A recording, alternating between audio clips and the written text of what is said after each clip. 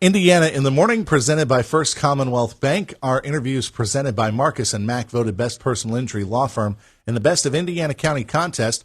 Marcus and Mack, a law firm representing injured people. Our Teddy Bear Fund Drive time is 8:45, and joining us in studio right now, if you're watching on Facebook going from left to right, Hanna Harley and James Rickard, and we're going to talk about the arts in Indiana. So, folks, thanks very much for coming in. How are you doing today? Good. Thanks for having us, Josh. And Hanna, how are you? I'm good. Thank you so much for having us. Last time I talked with you, we were talking about the murals that were going up all over Indiana, and that is a great program that has expanded to other parts of the county. Are you happy to see that project continue? Oh, yeah. We are thrilled. That funding from Pennsylvania Council for the Arts has been so helpful in helping us bring murals and public art and education, not only to Indiana Borough, but also we have ones in Ernest and Homer City and Blairsville, and we're just continuing to expand that program. It's amazing, and we're so excited about it. I do like the Homer City one that is just the words Homer City, but it's on the black background with all the flowers on it. That is some pretty good stuff. Pretty talented artists.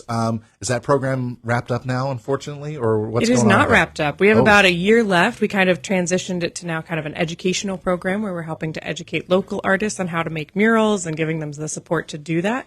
And that's through the Creative Spaces Collective, which is help run by the Indiana Arts Council and then supported by a grant through Pennsylvania Council for the Arts.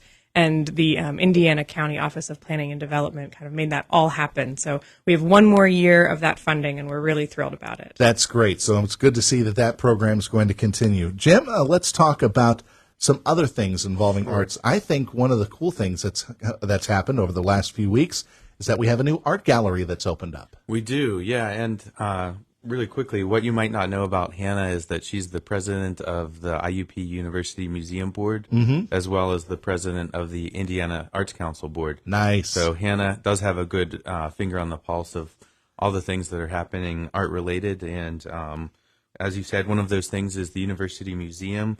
Currently, we have a show that is up for a few more weeks. It's a WPA Artists, which is the Works Progress Administration Artists. Oh, okay. For a minute there, I thought Western PA. Right. Yeah. But no, this is Works Progress Administration. This was back during the Great Depression era paintings, and these are pieces from the museum's permanent collection. Okay. So in the museum we do have hundreds and hundreds and hundreds of artworks that are in the permanent collection.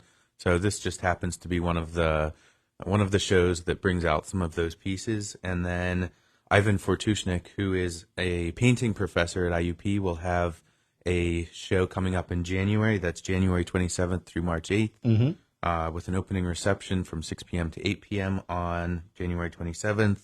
After that, John Ritter, who is a local artist, not the deceased actor, but got you there. Living artist. Got you there. He has a really interesting past. He went to IUP, then he moved to San Francisco, and he was the go-to artist for GQ and for the New Yorker and Harper's, and now he's back in Pennsylvania, and so he'll have a retrospective. So when we're talking about this, we're talking about illustrations, not photographs, right? Illustrations and manipulated photographs. Oh, and okay. It's, a lot of digital prints and digital media, but they'll all be printed out and. Because when I was thinking of when you mentioned the New Yorker magazine, I always think of the small cartoons that they have scattered all throughout the magazine. Oh yeah. But they've also got some wonderful photography in there as well. So that's why my mind went that direction. Yeah. Mm-hmm. Yeah. Right. And so the shows that are in Sutton, they're in the first floor of Sutton. They're always free, and so anyone can stop over whenever they'd like. What are the hours of the University Museum? They vary by semester. Those are on the website, but we always have an opening reception from 6 to 8 p.m. on the Saturday before the show when the show officially starts. But, and is that invitation only, or can anybody come? Anyone can show up, and we appreciate students. We appreciate people from the town, people from the university. All are welcome. So Hanna, let's talk about this new art gallery that has opened up, Fox Clark Gallery. That sounds like it's a great venture, and so far so good? So far so good, yeah. We're two of the artists in that collective, so it's a group of 10 artists that are making their way through the gallery and starting that up. And it's at 33 North 6th Street. So if you're familiar with Indiana, we kind of call it the old costume shop. Yeah, I remember that now that you say that. Okay. Yeah, so it's a great space, and we have 10 artists, and then we have rotating exhibitions. Right now, we have work that's part of our Shop Small exhibition. So it's small works. They're somewhat affordable, so they're really wonderful and easy to take home. We also have a new exhibition opening next week. So that's next Thursday, December 7th at 7 p.m., and it'll be the Wild exhibition. So it's going to be experimentations and fun things and weird things that we're going to be showing up in the back. So a lot of abstract work, maybe? Some abstract, some representational, some that's on the wall, some that's not. So we'll be playing around a little bit in the space here to kind of wrap up the end of the year with those 10 artists. Kind of reminds me of the Mattress Factory Gallery in Pittsburgh, then, if it's going to be experimental in that way.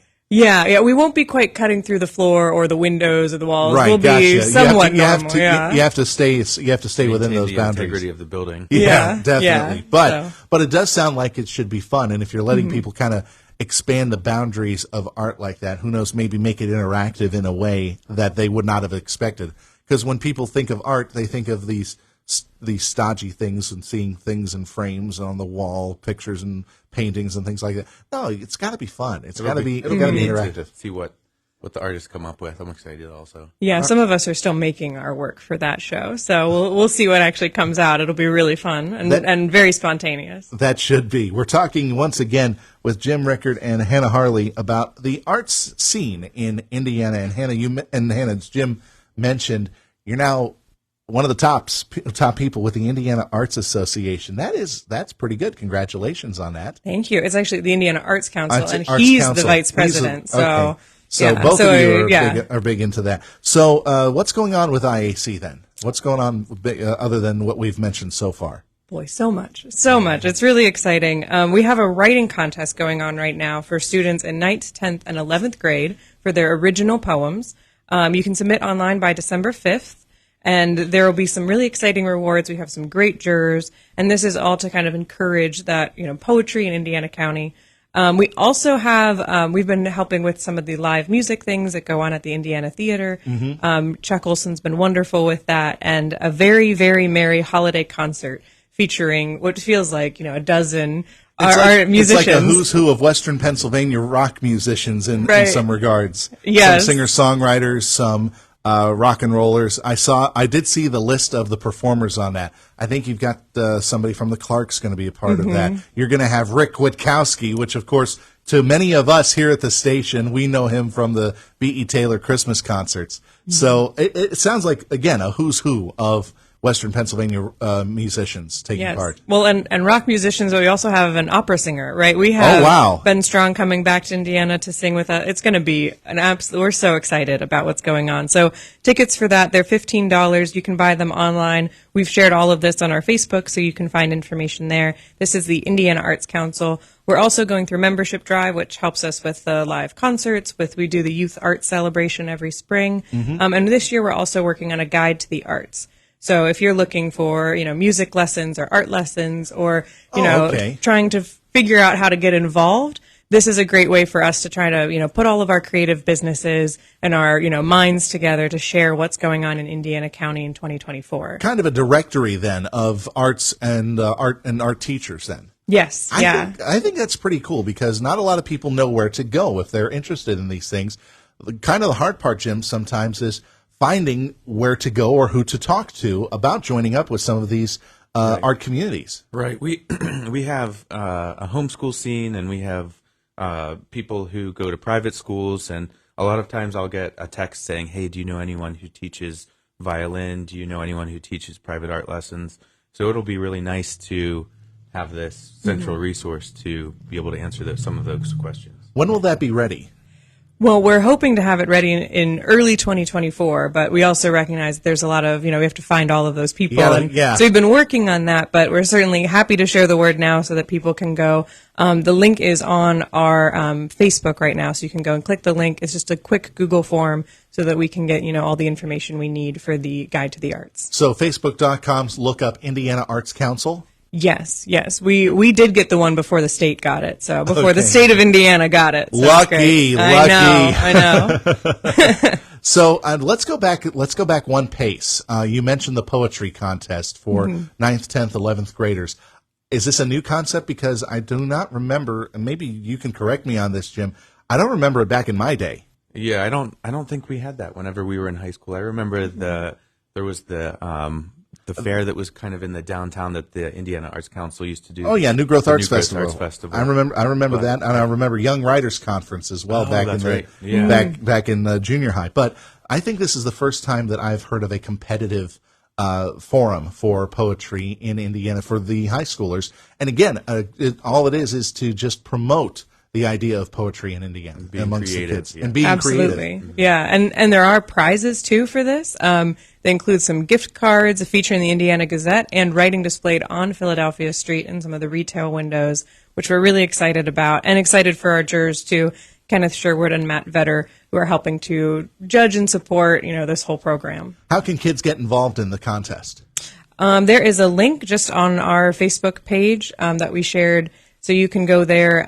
It's just a Google form to share your poetry. Okay. We'll make sure that whenever we have our video posted on our Facebook page, we'll see if we can get the link to that posted great. in the Perfect. comments section. Again, just look up facebook.com and go to Indiana Arts Council to get more information on that. What are some of the other things that are coming up? We just have a couple of minutes to go.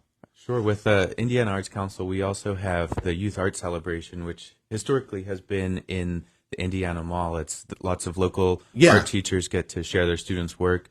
This year, we're hoping to change it a little bit. We're hoping to bring it into the downtown, so it will coincide with Downtown Indiana's Arts Walk, which I think is in April. Oh, okay. And so we're working with Sam Kenley from Downtown Indiana to make that happen, and hopefully that's something that we'll be able to look forward to as well. All right. So that's still a work in progress. And I think we need to mention how great the artist hand is also. We're very fortunate to have so many such a vibrant art scene, and couldn't go without. And a nice little that. little performance venue as well, because there have been performances throughout the It's a Wonderful Life Festival, especially. Wasn't it last weekend? Was Bert and Ernie weekend or something like think that? so, Yeah. yeah. So Yeah. that that's looked great. like it was fun. Yeah. Yep. Well, and we just want to say, as you approach the holiday season, there are so many little art markets that are popping up throughout Indiana County, and just supporting local artists and creative businesses this holiday season is so important. And we have so many incredible ones here.